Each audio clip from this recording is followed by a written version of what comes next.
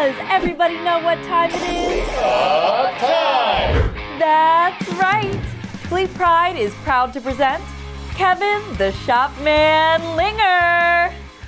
That's right, it's Uptime. I am Kevin the Shopman Linger.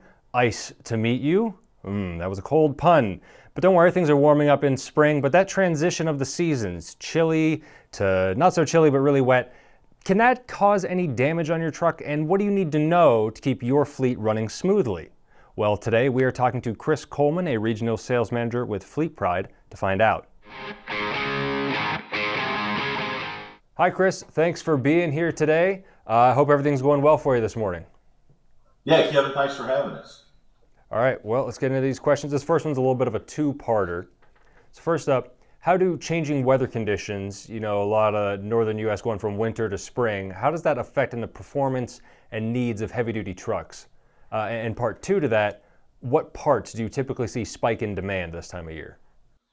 So the parts that we see, and I'll go to the second part of the question and kind of back into the first part.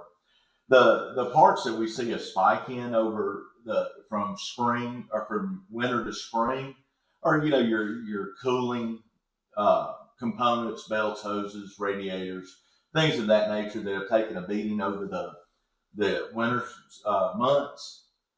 We've seen an uptick in obviously your air conditioner components that have not been maintained through the winter. So a lot of that stuff, fleets are having to get back up to speed by the springtime to be ready to go into summer. As far as performance of the trucks, there's different fuel mixtures. So, it's a good time to change your fuel filters from winter to spring to get out all the old fuel and the contaminants from that and start fresh with a new set of filters going into the springtime. While we're on the topic of going into spring, what steps should fleet managers take to address issues caused by salt or de-icing materials on the roads from winter? That's $1 million question. There's not really any good steps other than just thorough washing of the equipment to flush all that salt and brine out off of the frame rails. Obviously, living in Louisiana, we don't have to deal with that as much as the people up north. Sure. We have shops in the north that we have trucks come in that frame rails are just rotted through because no one's flushing that salt and brine out of the system. And it's just sitting there month over month, and it just continues to eat away at the frame rails. So, running them through a truck wash, having them pressure washed out, it's just about the only thing you can do to combat the salt and brine from eating away at the frame. Time and again, comes back to maintenance. Maintenance. Yeah. What strategies can equipment managers use to effectively manage and rotate their parts inventory to meet seasonal maintenance needs for their fleet? Here again, it's going to be a two-part answer: is adopt a maintenance program that works for you. Now, a maintenance program that works for a company in the north versus the south will not be the same, but adopt a maintenance program that works for you. Schedule component replacements, air filters on your dryers, going into the winter months. Then you're coming out of the winter and into the spring. Look at cleaning your battery cables and things like that. But, it all comes down to adopting a maintenance program that works for you, for that company, and stocking the parts, spring, winter, summer, that you're going to proactively replace to stay ahead of maintenance breakdowns and things of that nature. Our last question kind of stems from that, plays off a little bit. How can managers really plan and prioritize preventative maintenance instead of reactive to make sure the vehicles are ready for the summer? Yeah, here again, it kind of goes back to the last one is adopt and live by a maintenance program that works for you. Be very consistent and thoughtful on what you're doing in your winter, going into your winter months. Know that it's time to replace air dryer filters to keep the moisture out of the air system, to keep them from freezing. And in the summer, make sure you're checking your coolant levels. Make sure that all your belts, hoses, belt tensioners are up to par.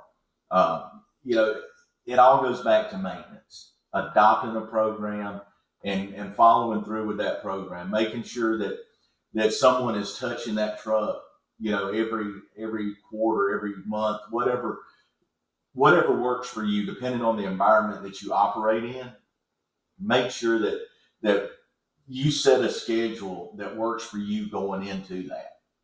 So there's times that, let's just say in the north where you're running in a lot of salt and the snow and all that, you need to wash those trucks more often than if you're running in the south.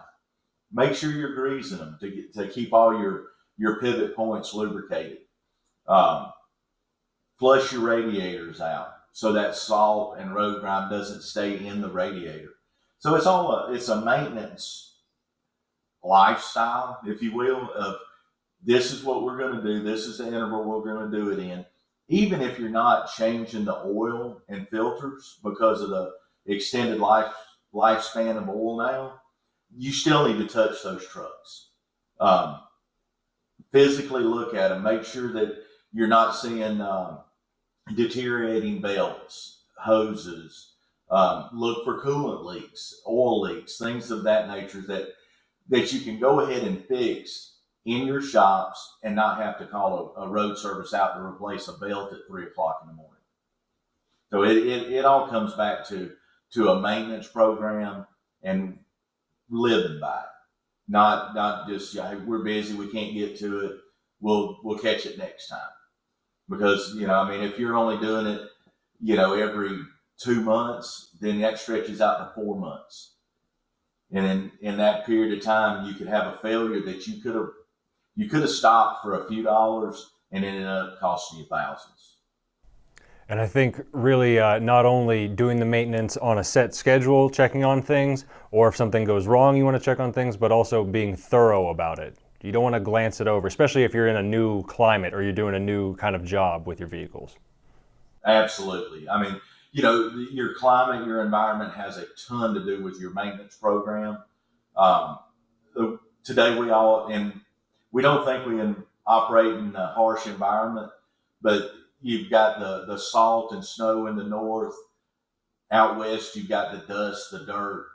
We have a lot of companies that work off-road, that they're having to take their trucks off into a job site or into an oil field or what have you, and it's all that dirt and grime gets into your pivot points and just eats away at your vehicle. All right, Chris Coleman, thank you for the sound advice. Regional Sales Manager for FleetPride. We're very happy to have you here today. All right, Kevin, thank you. Well, in real estate, it is location, location, location, but here it is maintenance, maintenance, maintenance. Preventative, you want to check things before they turn into bigger problems. Make sure when you're going in for oil changes or any kind of inspection, you're really thoroughly checking parts on the truck. That's a good strategy to make sure your fleet stays on the road. Till next time, you know what time it is. Uptime!